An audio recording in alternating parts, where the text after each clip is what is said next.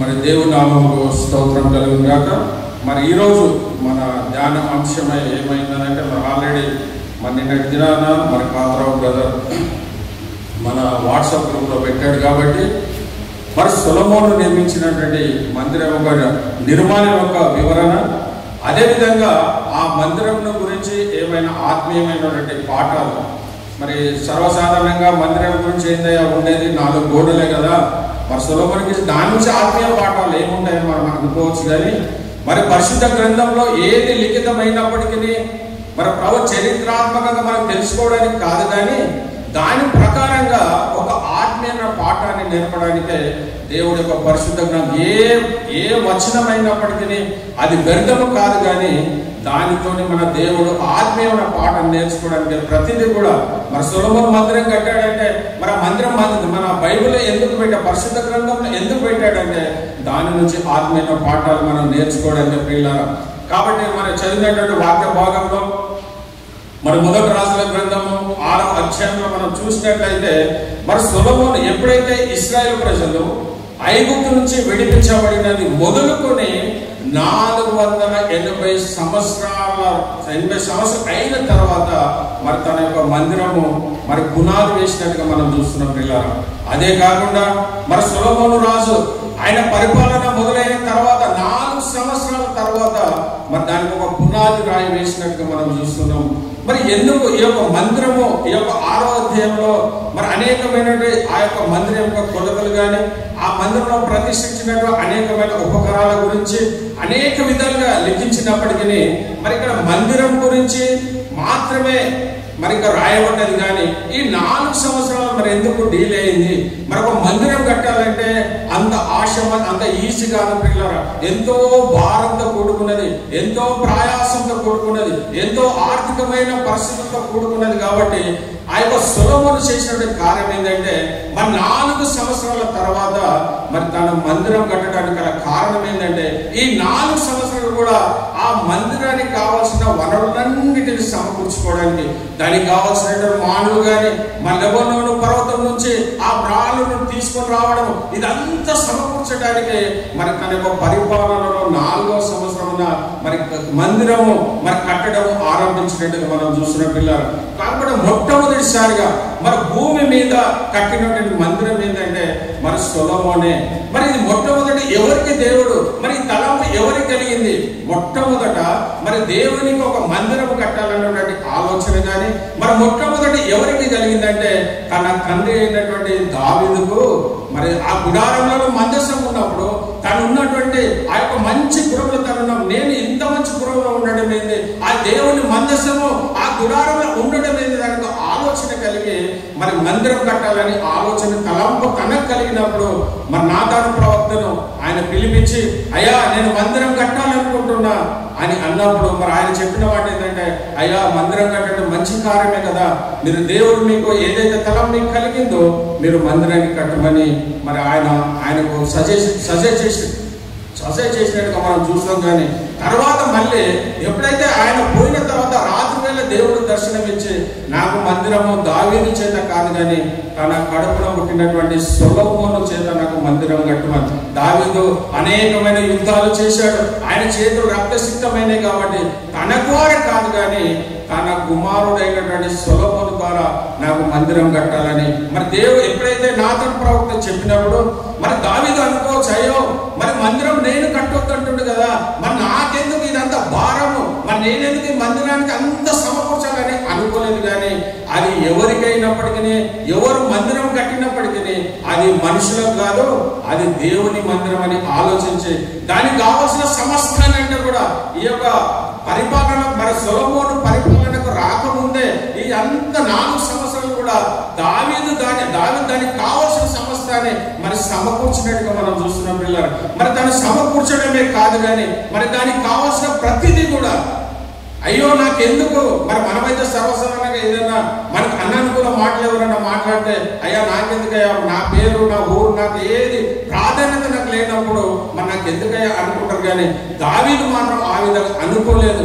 తన సమస్తాన్ని కూడా కట్టింది సొలొమోను అయినప్పటికీ దాని ఎన్నికల ఎంతో ధనాన్ని సమకూర్చినటువంటి వ్యక్తి ఎవరంటే మరి దావీదే ప్రియులారా. కాబట్టి మరి అలాంటిగా మరి ఇంకో విషయం మనం గమనించాలి. అయ్యా నువ్వు మందిరం అయితే నాకు కట్టడం మంచిదే, కానీ దానికి సమస్తాన్ని సమకూరుస్తున్నాయి కాబట్టి కనీసం ఆ మందిరానికి నా పేరు పెట్టు అనలేదు. మనం ఏమని మందిరం అని పిలుస్తాం? సొలొమోను మందిరం అని పిలుస్తాం. కానీ దానికి దావీదు సమస్తం సమకూర్చినప్పటికీ తాను పేరును కోరుకునే వాడిగా లేడు ప్రియులారా. అది మందిరం కట్టబడాలి, అది మనుషులకు కాదు, అది దేవునికి మందిరం కట్టబడాలని ఆలోచన కలిగి తన కుమారుడైన సొలొమోను రాజు అయిన తర్వాత 4 సంవత్సరాలు, ఏదైతే 4 సంవత్సరాలు కాలమంతా కూడా మరి దానికి కావాల్సిన సమస్తాన్ని కూడా మరి దావీదు సమకూర్చినట్టుగా మనం చూస్తున్నాం. ఈ యొక్క 6వ అధ్యాయంలో మనం గమనించినట్లయితే మరి 6వ అధ్యాయంలో ఏముందంటే మందిరం కట్టబడడం గురించి మాత్రం ఉంది. కానీ మరి అదే దినవృత్తాంతాల గ్రంథం 29వ అధ్యాయం మన మొదటి నుంచి చూసినట్లయితే అక్కడ దావీదు దానికి సమకూర్చిన సమస్తాన్ని కూడా మనం అక్కడ చూసాం. ఇక్కడ మందిరం కట్టబడింది, కానీ ఈ మందిరానికి కావాల్సినటువంటి సమస్తాన్ని మరి ఎవరు సమకూర్చారంటే మరి దావీదు సమకూర్చాడు. ఆయన సమకూర్చిన విధానం మనం ఒకసారి దినవృత్తాంత గ్రంథము మొదటి దినవృత్తాంత గ్రంథం 29వ అధ్యాయం మొదటి నుంచి చూసినట్లయితే తర్వాత రాజైన దావీదు సర్వ సమాజంతో ఇలాగ సెలవిచ్చెను, దేవుడు కోరుకొనిన నా కుమారుడైన సొలొమోను ఇంకను లేత ప్రాయము గల బాలుడై ఉన్నాడు. కట్టబో ఆలయము మనుషునికి కాదు, దేవుడైన యెహోవాకే గనుక ఈ పని బహు గొప్పది. నేను బహుగా ప్రయాసపడి నా దేవుని మందిరమునకు కావలసిన బంగారపు పనికి బంగారమును, వెండి పనికి వెండిని, ఇత్తడి పనికి ఇత్తడిని, ఇనుప పనికి ఇనుమును, కర్ర పనికి కర్రలను,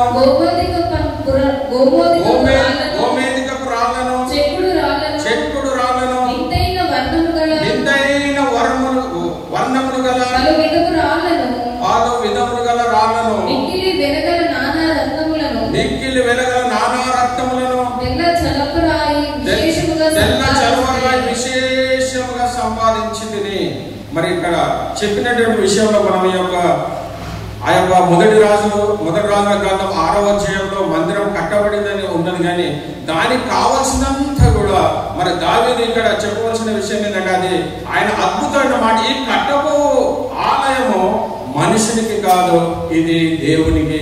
మనం సంఘానికి ఏది ఇచ్చినప్పటికీ అది ఎవరో సేవకులు కానీ కాదు, కానీ మనము దేవునికి ఇస్తున్నామన్న ఆలోచన కలిగి నువ్వు ఏది ఇచ్చినప్పటికీ మన మనుషులకు కాదు, సేవకులకు కాదు, కానీ అది దేవుని ఆలయం ఇచ్చినట్టుగా మనం చూస్తున్నాం పిల్లలు.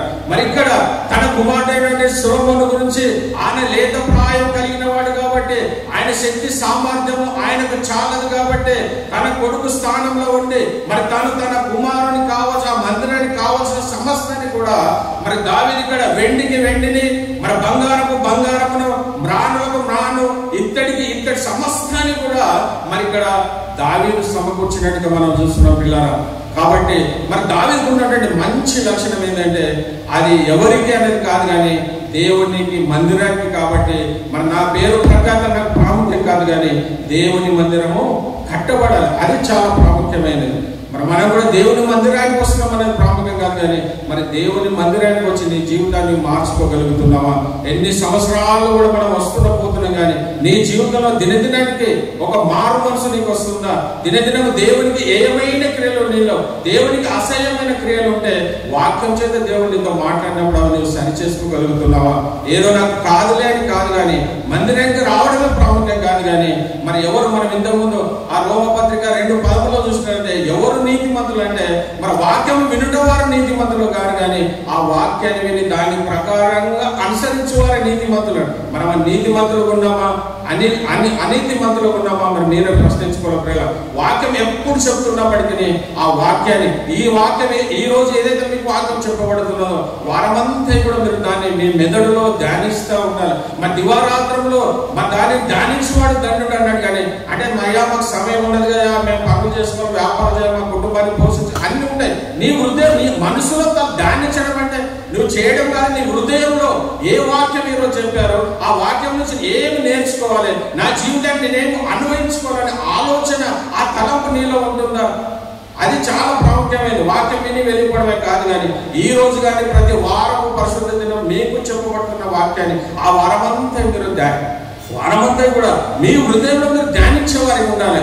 చదవడమే కాదు, ధ్యానించడం కూడా చాలా ప్రాముఖ్యమైన ప్రియుల. కాబట్టి ఇక్కడ దావీదు చేసినటువంటి కార్యం ఏంటంటే దానికి సమస్తాన్ని సమకూర్చినటువంటి దావీదు. మరి కింది ఒక 5వ వచనం చదివితే అద్భుతంగా ఉంటుంది ప్రియులారా. ఆ దినమున యెహోవాకు ప్రతిష్టముగా మనఃపూర్వకముగా ఇచ్చు వారెవరైనా మీలో ఉన్నారా? అప్పుడు పితరుల ఇళ్లకు అధిపతులను, ఇశ్రాయేలు గోత్రపు అధిపతులను, సహస్రాధిపతులను, శతాధిపతులను, రాజు పని మీద నియమింపబడిన అధిపతులను కలిసి మనఃపూర్వకంగా అది ఇక్కడ మరి దావీదు చేసినటువంటి గొప్ప కార్యం. తనకు ఏదైతే కలిగిందో సమస్తాన్ని సమకూర్చడం కాకుండా మరి ఆయన రాజు అయినటువంటి స్థితిలో ఉన్నాడు. రాజు అంటే ఆయన ఒక ఆర్డర్ చేయొచ్చు ఇశ్రాయేలు ప్రజలకు, అయ్యా ప్రతి కుటుంబానికి మీరు ఇంత దేవుని మందిరం కట్టబడుతుంది కాబట్టి ప్రతి కుటుంబం నుంచి మీరు కొద్ది అమౌంట్ తీసుకురావాలని ఆయన డిమాండ్ చేసి చెప్పొచ్చు. కానీ ఆయన రాజు అయినప్పటికీ, ఆయన రాజు కాబట్టి ఏ మాట చెప్పినప్పటికీ మరి ఇశ్రాయేలు ఆ మాటకు విధేయత కలిగిన వారు అయినప్పటికీ రాజు మాత్రం ఆజ్ఞ ఇవ్వడం లేదు. ఎవరైతే మీలో మనఃపూర్వకంగా నేను దేవుడు నాకు కలిగినటువంటి సమస్తాన్ని మరి దేవుడు నాకు ఇచ్చిన దానిలో నుంచి మరి దేవుని మందిరం కొరకు నేను ఇదంతా సమకూర్చాను కాబట్టి మీలో ఎవరైనా అంటే ఎంత అంటే ఆ భావన, ఆయా ఆలోచన మనం ఆలోచిస్తే ఆయన ఆర్డర్ చేస్తలేడు.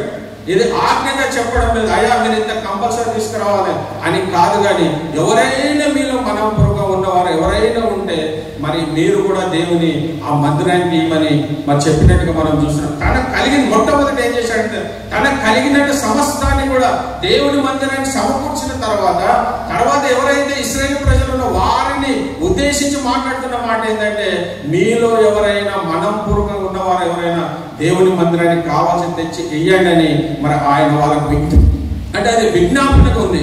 అంటే ఆజ్ఞ కాదు పిల్లరా. మరి మన సంఘంలో కూడా మరి అన్న కూడా ఎన్నో సార్లు నేను దేవుడి మందిరానికి ఇంత పెట్టాను కాబట్టి మీరు కూడా ఆశీర్వాదం పొందాలనుకుంటే మీకు మీ సామర్థ్యం కొలది, మీ శక్తి కొలది దేవుని మందిరానికి ఇవ్వండి అని అన్నాడు. కానీ ఎప్పుడు ఆజ్ఞగా చెప్పలేదు, మీరు కంపల్సరీ అమౌంట్ తీసుకురావాలని ఏ రోజు కూడా చెప్పలేదు. మరి ఇక్కడ దావీదు కూడా తనకు కలిగిన సమస్తాన్ని ఇచ్చిన తర్వాత మరి తన యొక్క ఇశ్రాయేలు ప్రజలకు ఆయన ఏమంటున్నాడంటే ఒక విజ్ఞాపన చేసి ఒకవేళ మీరు కనుక మీ ఇష్టపూర్వకంగా ఇస్తే ఇవ్వమని చెప్పిన అక్కడ ఉన్నటువంటి ప్రజలు కూడా ఆ సహస్రాధిపతులు కానీ మరి ఆ శతాధిపతులు కానీ చెప్తున్న మాట ఏంటంటే వాళ్ళు కూడా దావీదు మాటకు వాళ్ళు వెనుకాడ తీయలేదు ప్రియులారా. మరి ఆయన చెప్పినటువంటి మాట మనం 7వ వచనం కనుక చూస్తే మనఃపూర్వకంగా దేవుని మందిరపు పనికి 10,000 మణుగుల బంగారమును 20,000 మణుగుల బంగారపు ద్రావణను 20,000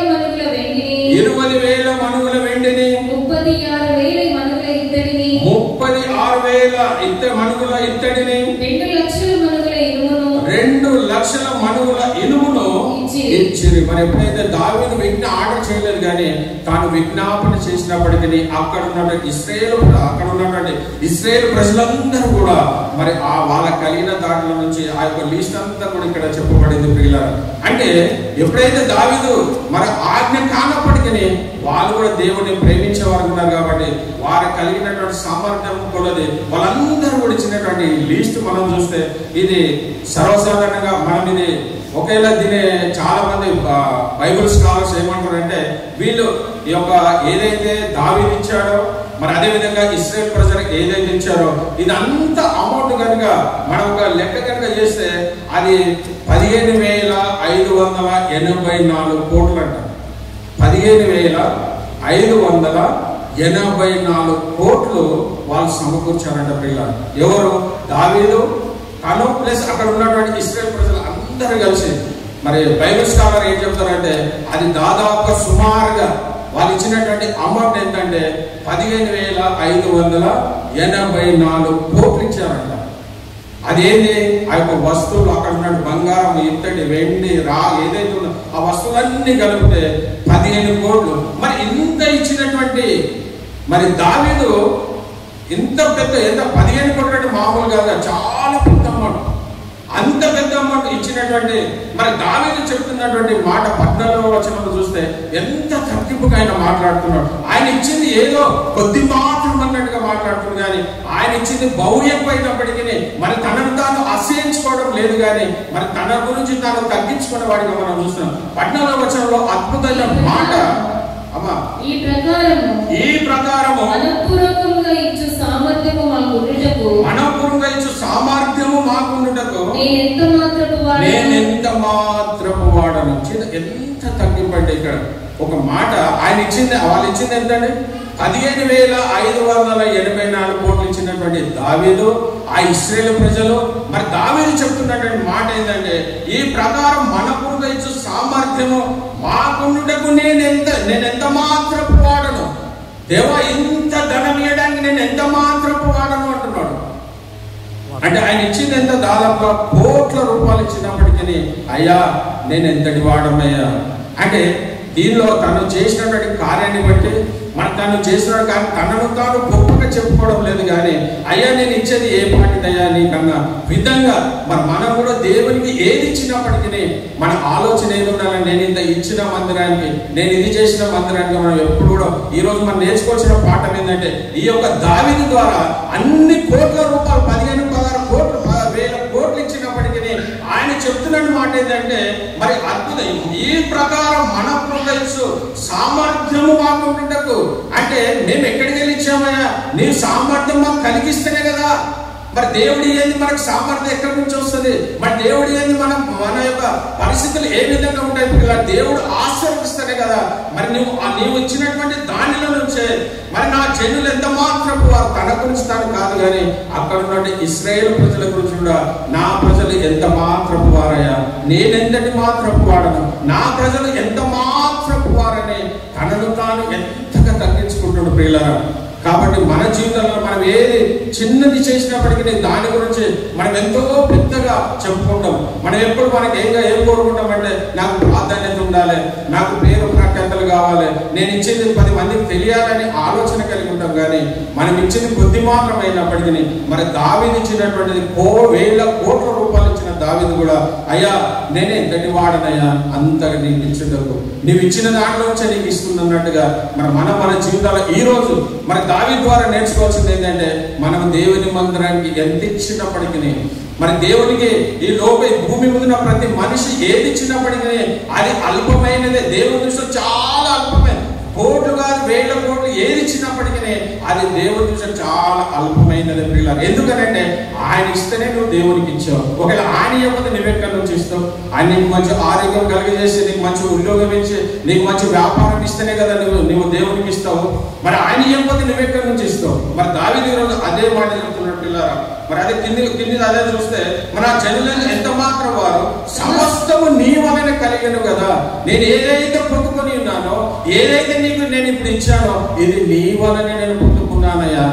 నిజంగా దీనిలో ఎంత అర్థం ఉందంటే, మరి మనం ఏది చేసినప్పటికీ అది దేవుని మందిరానికి, అయ్యా నేను ఎంతటి వాడనయ్యా, ఏది ఇచ్చినప్పటికీ అది నువ్వు ఇచ్చిన నీ సామర్థ్యం నువ్వు ఇస్తేనే కదా నేను నీకు ఇస్తాననే అద్భుతమైన మాట ప్రియులారా.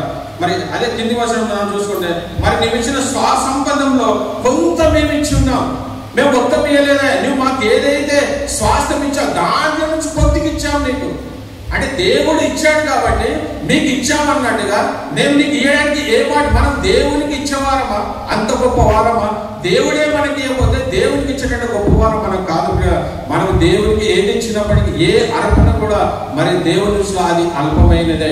ఆయన ఇస్తే గాని, ఆయన ఆశీర్వదిస్తే గాని నువ్వు ఏది చేయలేవు. ఆయన ఆశీర్వాదంతోనే నువ్వు ఏదైనా చేయగలవు. కాబట్టి మరి ఈరోజు దావీదు వలన మన అద్భుతమైన పాఠం ఏంటంటే, మనం ఏది దేవుని మందిరానికి ఇచ్చినప్పటికీ అయ్యా నేను ఎంతటి వాడనయ్యా, దేవా నీవు ఇచ్చిన దాంట్లో నుంచి నేను కొద్దిగా మరి దేవుని మందిరానికి ఇచ్చాను. మరి ఏది ఇచ్చినప్పటికీ అది మనుషులం కాదు, ఆ దేవుని మందిరానికి అనే ఆలోచన మనం కలిగి ఉన్నారు. కానీ నేను వాళ్ళకి ఇచ్చినా వీళ్ళకి ఇచ్చినా అదంతా కాదు పిల్లలు, అది దేవుని మందిరానికి. ఎప్పుడైతే నువ్వు దేవుని మందిరానికి ఇచ్చావో దాని గురించి నువ్వు మర్చిపోయేవాడి ఉండాలి. కానీ నేను ఇంత ఇచ్చినని మనం చెప్పుకునే వారికి ఉండకూడదు.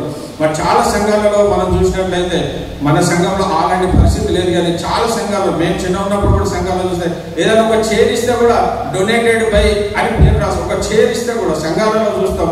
అంటే దేవునికి, అంటే ఆయన ఏంటంటే దానం చేస్తున్నాడు. ఎవరికి దానం చేస్తున్నాడు? దేవునిగా. అంటే అది ఎంత, అంటే మనం దానము అంటే దేవుడు బీదవాడు కాబట్టి దేవుడిని ఇస్తున్నావా? అది కరెక్ట్ కాదేమో అనిపిస్తుంది. ఎందుకంటే నా వ్యక్తిగతంగా ఆలోచిస్తే డొనేటెడ్ బై అంటే నువ్వు దేవునికి ఇస్తున్నావా దానంగా? అది దేవుడు ఏమైనా బీదవాడా? నువ్వు ఈ రోజు నువ్వు అది ఇవ్వడానికి కారణం ఎవరు? దాని అంటే నీ దేవుడు అనే విషయాన్ని మర్చిపోయి మన సంఘంలో ఇప్పుడు అలాంటిది చూడలేదు, అలాంటిది లేదు. చాలా సంతోషం. కానీ చాలా సంఘాలలో ఏ ఫ్యాన్ ఇచ్చినా ఏది ఇచ్చినా దాని మీద పేరు రాస్తారు, చైర్ ఇచ్చినా దాని పేరు రాసుకుంటారు డొనేటెడ్ బై. అంటే అది కరెక్టేనా? అది కరెక్ట్ కాదు. అంటే దేవుడు ఇచ్చాడు, దేవునికి ఇచ్చావు, నీ పేరు అక్కడ అది దేవుని కొరకు దేవుని మందిరం కొరకు ఇచ్చావు తప్ప అది నీ పేరు చెప్పుకోవడానికి కాదు ప్రియులారా. కాబట్టి ఆ విధంగా ఉండకుండా, శాంతనా నిద్రపోతున్నావన్నా, మరి ఆ విధంగా మరి తాను చేసినటువంటి ఆ మందిరం కొరకు దావీదు మరి పేరు ప్రఖ్యాతల గురించి ఆయన ఎప్పుడు ఆలోచించలేదు. కానీ మరి దేవుడు తన ద్వారా మందిరం వద్దన్నప్పటికీ తన కలిగినటువంటి దేవునికి నేను మందిరాన్ని చేస్తున్నానే ఆలోచన కలిగి ఉన్నాడు పిల్లలు. మరి అదే విధంగా ఈ యొక్క మరి ఆ మందిరము కట్టడానికి మరి దావీదు సమస్య సమకూర్చాడు. మరి అదేవిధంగా ఈ మందిరం ఎక్కడ కట్టాలి? మందిరం కట్టాలి మంచిదే. మరి మందిరం ఎక్కడ కట్టాలి? మరి ఎప్పుడైతే ఈ రాజుల గ్రంథం 6వ అధ్యాయం చదువుతున్నప్పుడు మరి యొక్క దినవృత్తాంతములు 29వ అధ్యాయం, అదేవిధంగా మరి 2వ దినవృత్తాంతముల గ్రంథము మరి 3వ అధ్యాయము చదివితే మనకు అక్కడ మందిరం ఎక్కడ కట్టబడాలనే విషయం, మరి మందిరం కట్టాలి, దానికి సమస్తాన్ని సమకూర్చాడు. కానీ మరి దాని మందిరం ఎక్కడ కట్టబడాలి అనే విషయాన్ని మరి అనుకున్నప్పుడు మరి 3వ అధ్యాయం మొదటి వచనం మనం చదివినట్లయితే, తర్వాత సొలొమోను యెరూషలేములో తన తండ్రి అయిన దావీదునకు యెహోవా ప్రత్యక్షమైనప్పుడు మోరియా పర్వతమందు దావీదు సిద్ధపరిచిన స్థలమున యెబూసీయుడైన ఒర్నాను కళ్ళమందు దావీదు ఏర్పరిచిన స్థలమున యెహోవాకు ఒక మందిరము కట్టనారంభించెను. మరి ఇక్కడ ప్రాముఖ్యమైన విషయము మరి మొరియా పర్వతము అనగానే మనకు 2 సందర్భాలు గుర్తు రావాలి పిల్లలు. మొరియా పర్వతము అక్కడ ఒక ప్రత్యేకమైనటువంటి సంఘటనలు జరిగినాయి. మరి అది ఎవరికైనా గుర్తుంటే చెప్పండి. అంటే ఆ మొరియా పర్వతం దగ్గర ఒక ప్రత్యేకమైన ఇన్సిడెంట్ జరిగింది. కాబట్టి ఈ మొరియా పర్వతం మీదనే దేవుని యొక్క మందిరం కట్టబడాలి. అది ఎవరిదంటే యెబూసీయుడైన ఒర్నాను కళ్ళములో.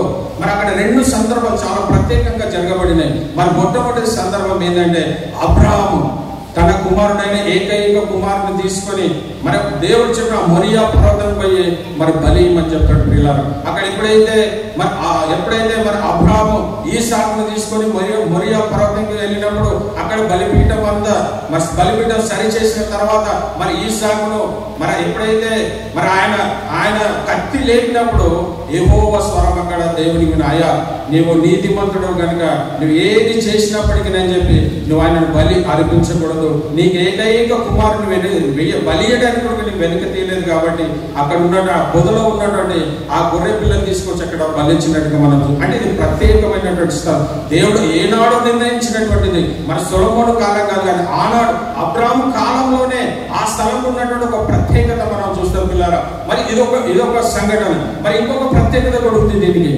మరి ఎవరికైనా గుర్తొస్తుందా? దావీదు కూడా ఎప్పుడైతే ఆ కీర్తన 20వ అధ్యాయంలో మన కొందరు గుర్రంలో బట్టి రథంలో బట్టి అతిశయపడతారు, కానీ నేనైతే దేవుని మనమైతే దేవుని మందిరాన్ని బట్టి అది యెహోవాను బట్టి అతిశయిస్తామని అన్నాడు. కానీ ఒకానొక రోజు మన దావీదు అనేక దేశాలను జయించిన తర్వాత ఆయన కలిగినటువంటి ఆలోచన ఏంటంటే నాకున్నటువంటి సైన్యం ఎంత అని లెక్కించాలనుకున్నాడు. మరి ఇక్కడ ఆ యొక్క 20వ సంకీర్తన కనుక మనం చూస్తే మరి కొందరు గుర్రంను బట్టి రథం బట్టి అతిశయపడతారు, కానీ మనమైతే మన దేవుడైన యెహోవాను అతిశయపడతామని చెప్పినటువంటి దావీదే తర్వాత కాలంలో తను అనేకమైన జయాలు పొందుకున్న తర్వాత అనేకమైన దేశాలను ఆయన స్వతంత్రించుకున్న తర్వాత ఆయన చేస్తున్న కార్యం ఏంటంటే తన సైన్యాధిపతి అయినటువంటి యోబాబుకు అయ్యా మన సైన్యం ఎంతనో మరి లెక్కించమని అంటాడు. అప్పటికి యోబాబు అంటాడు, అయ్యా మనం ఇన్ని జయాలు పొందుకున్నామంటే నీ సైన్యం ద్వారా కాదు, కానీ దేవుడు ఆ జయాన్ని ఇచ్చాడు కాబట్టి మనం ఈ యొక్క విజయాలన్నీ పొందుకున్నాము, ఈ దేశాలన్నిటి మనం స్వతంత్రించుకున్నాం. కానీ ఇప్పుడు ఆ లెక్క ఎందుకయ్యా, కావాలంటే నీకు కావాలంటే చెప్పు, దేవుడు ఎంత సైన్యం కావాలో దేవుడు నీకు అనుగ్రహిస్తాడు, కానీ వాళ్ళని లెక్కించవలసిన అవసరం లేదు అని యోవాబు అన్నప్పటికీ మరి ఆయన సైన్యాధిపతి అయిన రాజు కాబట్టి నేను ఏది చెప్పాను అని వాళ్ళు చెయ్యని చెప్పినప్పుడు అప్పుడు యోవాబు వెళ్ళి మరి 12 గోత్రాలు ఉన్నట్టు ప్రతి వారిని లెక్కించకుండా ఆయన మనసా కొందరు మాత్రం లెక్కించి వచ్చినప్పుడు అక్కడ జరిగినటువంటి గొప్ప వద అని ఇశ్రాయేలు దాదాపుగా ఆయన తను చేసిన చిన్న పని అని వాళ్ళకి పాపం అంటే పెద్దది, ఆజ్ఞాతిక్రమమే పాపం అన్న విధంగా ఆయన ఏం చేశాడంటే మనకు కలిగిన దాన్ని బట్టి మనం ఎప్పుడు అతిశయపడకూడదు. నువ్వు ఎవరిని బట్టి అతిశయపడాలంటే దేవుడైన యెహోవాను బట్టి మనం అతిశయపడేవారికి ఉండాలి. కానీ మరి అక్కడ ఎప్పుడైతే మన దావీదు అతిశయం వచ్చాడో దాని వలన ఇశ్రాయేలు ప్రజలు 70,000 మంది మరొక దూత వచ్చే ఖడ్గం చేత 70,000 మంది మరణించారు పిల్లరా. ఆ సమయంలో దేవుడు ఆ గాదు ప్రవక్త ద్వారా మాట్లాడి నీకు 3 ఆప్షన్లు ఇస్తున్నాడని చెప్తాడు. మొట్టమొదటిగా మరి ఆ ఆప్షన్ ఏది నువ్వు ఎన్నుకున్నావు అంటే, అయ్యా ఇక్కడ ఉన్నటువంటి కరువు కాలం వద్దు, కానీ ఇక్కడ ఉన్నట్టు ఏది జరిగినా ఇది నా ద్వారా జరిగింది కాబట్టి ఇది నా కుటుంబానికే జరగాలి, కానీ ఎవరు నష్టపోవడానికి ఇష్టం లేదన్నప్పుడు అప్పుడు దేవుని దగ్గరికి వెళ్ళి ఆయన ప్రార్థించినప్పుడు ఎక్కడైతే ఈ యోబుసీడ్ అయినటువంటి ఈ ఒర్నోను కళ్ళం ఎక్కడైతే ఉందో అక్కడ ప్రత్యక్షమైనప్పుడు దావీదు అక్కడ పోయి బలిపీఠం కట్టినటువంటి స్థలమే మరి ఇప్పుడు యెరూషలేము. అంటే అక్కడ ముందు అంత జరిగిన తర్వాత మరి ఈనాటి కాలం మరి సొలొమోను కాలంలో ఆ స్థలంలో మందిరము మరి నిర్మించబడ్డది పిల్లలు. ఇది మొట్టమొదటి దేవునికి భూమి మీద కట్టబడినటువంటి మొట్టమొదటి మందిరము. మరి అదే విధంగా మరి అది ఇప్పుడు ఉందా మందిరము అంటే ఇప్పుడు ఆ మందిరం లేదు. మరి ఆ యొక్క స్థలమంతా కూడా అరబీల స్వాధీనంలోకి వెళ్ళిపోయింది కాబట్టి ఇప్పుడు ఏదైతే మరి యెహోవాను ఆరాధించవలసిన స్థలంలో వాళ్ళు ముస్లింస్ దేన్ని ఆరాధిస్తున్నారు అంటే అల్లాను ఆరాధిస్తున్నారు. అంటే అక్కడ మౌంట్ ఆఫ్ ది రాక్ ఏదైతే ఉందో ఇప్పుడు అది మన ఆధీనం. దేవుడు మొట్టమొదటి సొలొమోను కట్టినటువంటి మందిర స్థలంలో ఇప్పుడు ఆ మాస్క్ ఉంది ప్రియులారా. కానీ ఏదో ఒక రోజున 2వ రాకడలో అదే స్థలంలో ఏదైతే యోబుసీడైన ఒర్నాను కళ్ళంలో మరి ఏదైతే మరి అబ్రాహాము బలి అర్పించాడో మరి దావీదు ఎక్కడైతే బలి కట్టాడో అదే స్థలంలో మరి 3వ మందిరం నిర్మించబడి అక్కడ అబద్ధ ప్రవక్త వచ్చి మరి దేశాన్ని పరిపాలించి తర్వాత యేసు ప్రభు వచ్చి ఆయనను సర్వనాశనం చేసి అక్కడి నుంచే దేవుడు ఈ దేశాలంతా కూడా మరి పరిపాలిస్తాడని 2వ రాకడ సమయంలో జరగబెట్టేటువంటి ఏదైతే ఇప్పుడు మాస్క్ ఉందో ఆ మాస్క్ స్థలంలోనే మరి పరిశుద్ధ స్థలం. మరి ఇక్కడ ఈ భూప్రపంచంలో ఎక్కడ చూసినప్పటికీ మరి ఎక్కడ కూడా పరిశుద్ధ స్థలం అని లేదు, కానీ ఆ యొక్క యెరూషలేము ప్రాంతంలో ఉన్నటువంటిది అది హోలీ ల్యాండ్. మరి యేసు ప్రభు అడుగు పెట్టి ఆయన సంచరించినట్టు మరి అదొక సెంటర్ అన్ని దేశాల కంట అదొక మధ్య ప్రదేశం అంట పిల్లలు. కాబట్టి అది ఒకనొక రోజు యేసు ప్రభు మరి దాన్ని స్వాధీనపరచుకొని అక్కడ నుంచి ఆయన యొక్క పరిపాలన మరి దేవుడు కొనసాగిస్తాడు పిల్లలు. అంటే మనం చూసుకునేది ఏంటంటే ఆ మందిరంకు మరి ఎంత మరి దావీదు సమకూర్చాడు. రెండవది ఆ మందిరం ఎక్కడ కట్టబడ్డదంటే ఆ యొక్క మొరియా పర్వతం మీద యోబుసీయుడు అయినటువంటి ఒర్నోను కళ్ళ మీద ఆ మందిరము మరి కట్టబడ్డది మనం చూస్తాం పిల్లలు. సమయం దగ్గర పడ్డది. మరి మన దేవుడి చిత్తమైతే మరొక పరిహారం మన సమయం చాలా ప్రాముఖ్యం కాబట్టి మరి మనం కొన్ని మాటలు చెప్పుకొని మనం ముగించుకుందాం. మరి ఈ యొక్క మందిరం కట్టబడిన తర్వాత మరి దాని యొక్క వివరణ మనం ఇప్పటికీ ఉన్నటువంటి వివరణ ఎక్కడ కట్టబడ్డది, దానికి ఎంత అమౌంట్ మరి దావీదు ఇశ్రాయేలు సమకూర్చారు, ఆ మందిరం వివరణ మనం విన్నాం. మరి రెండో వివరణ ఏంటంటే దాని నుంచి ఆత్మీయ పాఠాలు, ఆ మందిరం ద్వారా ఆత్మీయ పాఠాలు ఏమన్నా నేర్చుకుందామని మనం ఆలోచించినప్పుడు మరి మళ్ళీ అక్కడ 1 రాజుల గ్రంథం 6వ అధ్యాయం కనుక మనం ఆలోచిస్తే ఒక అనేకమైన ఆత్మీయమైన అర్థాలు ఉన్నప్పటికీ మనకు సమయం లేదు కాబట్టి ఒక రెండు ఆత్మీయ అర్థాలు మనం తెలుసుకున్న పిల్లలు. మరి 6వ వచనం కనుక మనం చూస్తే క్రింది అంతస్తు గది 5 మూరల వెడల్పు, మధ్య అంతస్తు గది 6 మూరల వెడల్పు, 3వ అంతస్తు గది 7 మూరల వెడల్పు.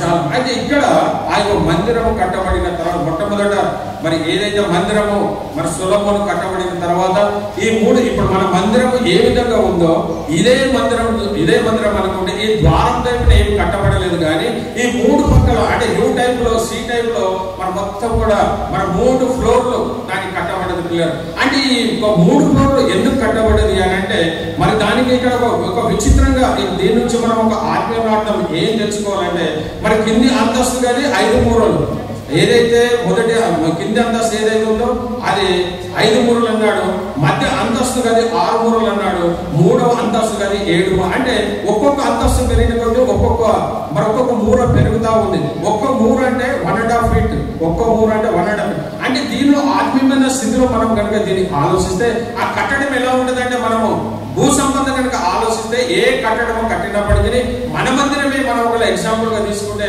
మనం అందరం పైకి పోయిన తర్వాత తగ్గించబడదా తగ్గించబడదా అంటే మనదే తగ్గిస్తాం. మన మందిరం కాదు కానీ ఏ ఇల్లు కట్టుకున్నా ఎవరు కట్టుకున్నా ఈ ఏదైతే ఫ్లోర్ చివరికి వరకు ఏం చేస్తామంటే దాని ఒక 50% గానే మనం పెంట్ హౌస్ లాగా మనం వేసుకుంటాం. కానీ ఈ మందిరం ప్రత్యేకత దీనికి ఉన్నటువంటి సొలొమోను కట్టిన ఇవి ఎందుకు కట్టాడంటే మరి ఆ యొక్క అర్పణలు ఇశ్రాయేలు ప్రజలు తెస్తున్నటువంటి అర్పణలో మరి వాళ్ళని సమకూర్చుకోవడానికి, అదే విధంగా దేవుళ్ళు వాడవలసిన ఉపకరణాలన్నింటినీ మరి స్టోర్ చేయడానికి, మరి యాజకులు అయినటువంటి తమ యొక్క వస్త్రాలను వాళ్ళు డ్రెస్అప్ చేయడానికి ఒక 3 అంతస్తులు కట్టినట్టుగా మనం ఏదైతే మందిరం ఉందో మందిరం ప్లేస్ కాదు కానీ ఈ మందిరము ఆవరణం అంతా వదిలేసి ఈ 3 పక్కల కూడా 3 అంతస్తులు కట్టినట్టుగా మనం చూస్తున్నాం.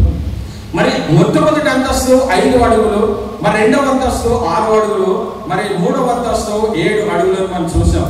దీని ఒక భౌతికంగా కాకుండా మన ఆత్మీయంగా మనము అర్థం చేసుకోగలిగితే మరి భూ సంబంధంగా ఉన్నప్పుడు అది ఎలా ఉందంటే 5 మూరలు ఉంది, కొద్దిగా భూమి నుంచి పైకి పోయిన తర్వాత 6 మూరలు, ఇంకా పైకి పోయిన తర్వాత 7 మూరలు. అంటే మన ఆత్మీయమైన స్థితి కూడా మరి భూమి మీద ఉన్న వాటిని నువ్వు విడిచిపెట్టుకున్న వారికి ఉన్న భూమి మీద ఉన్న వాటిని నువ్వు తగ్గించుకొని భూమి మీద నీకు ఆశ లోకాశలు లోకంలో శరీరాశ నేత్రాశ జీవోడంలో ఏవైతున్నాయో వాటన్ని కూడా నీలో కుదించబడి నువ్వు ఎప్పుడైతే మారు మనసు అనుభవంలోనికి వచ్చిన తర్వాత మరి నువ్వు ఎదుగుతా నీ ఆత్మీయ స్థితిలో నువ్వు ఎదుగుతా ఉండాలి. ఇంకా అదే స్థితిలో ఉండకూడదు. కింద ఏదైతే ఇంకా లోకానుసారమైన జీవితం మరి లోకమునే ప్రేమించేవారుగా నీవు ఉండకూడదు, కానీ నీ ఆత్మీయమైన స్థితి నీ దినదినం నువ్వు వృద్ధి పొందుతూ నీ ఆత్మీయమైన జీవితంలో మరి ఎదుగుదల కనిపించాలి పిల్లరా.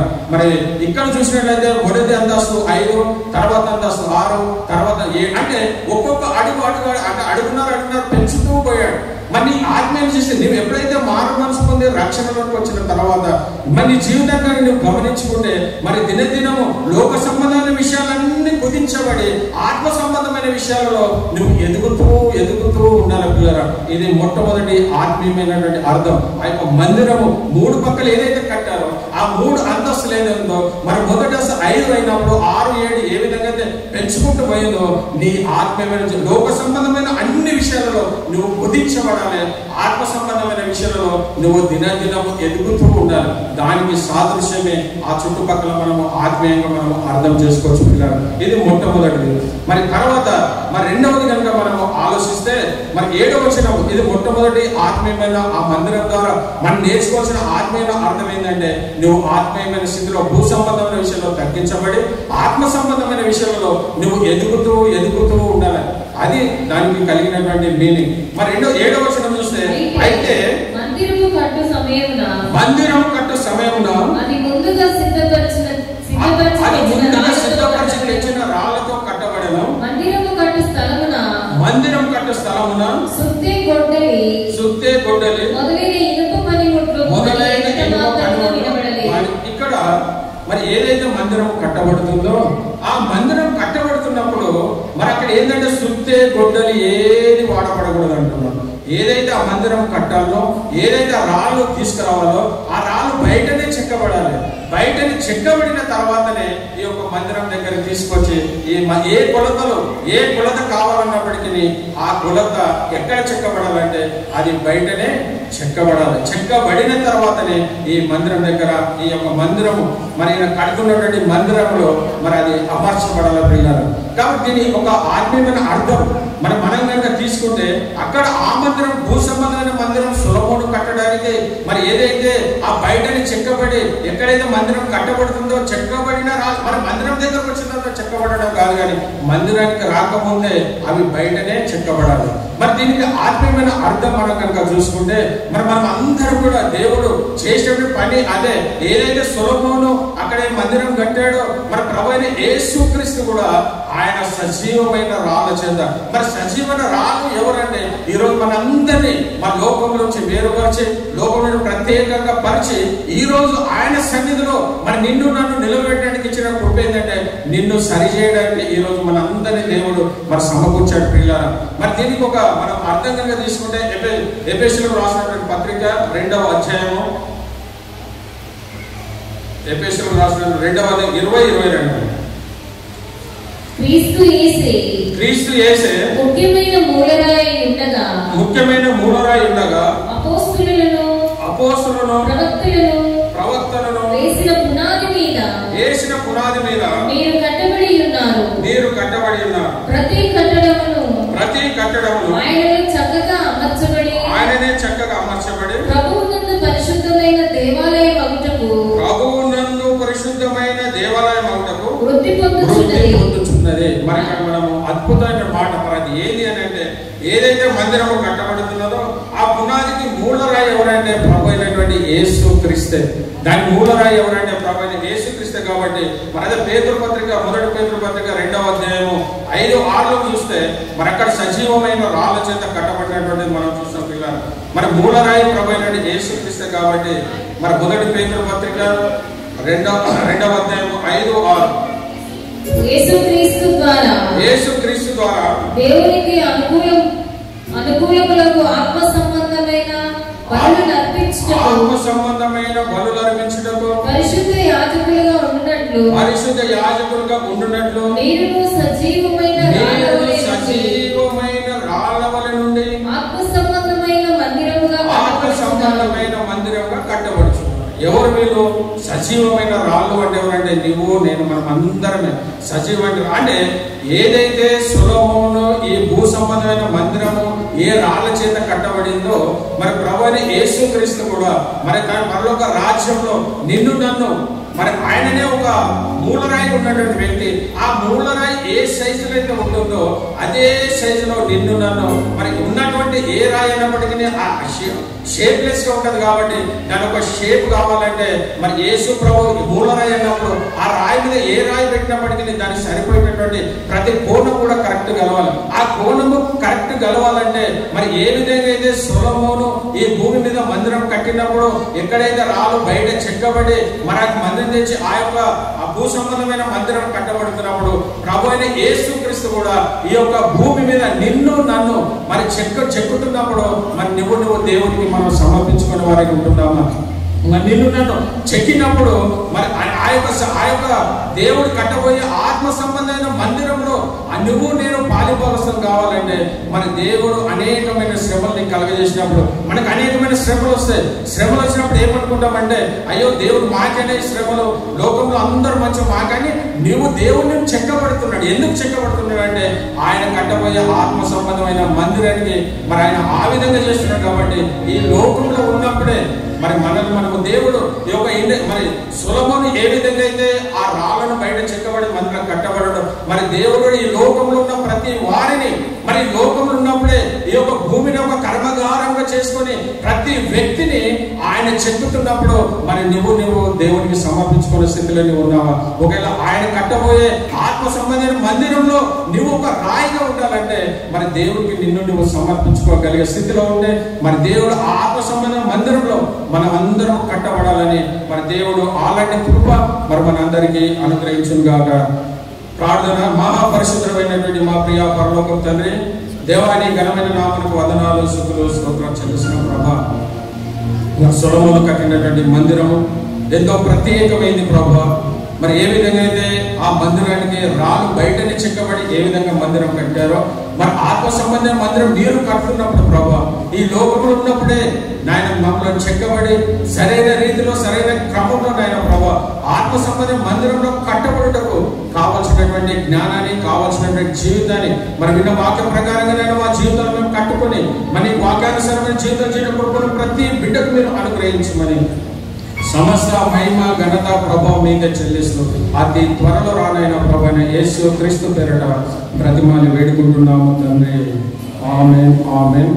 మరొక్క విషయం, దాదాపుగా మన మందిరం కట్టబడింది 1,83,000 మంది, 1,83,000 ఆ మందిరం కట్టబడడానికి మనం మీరు 5వ అధ్యాయం చదివితే దాంట్లో ఉంటుంది 1,83,000 మంది పనిచేశారంట మందిరం కట్టడానికి.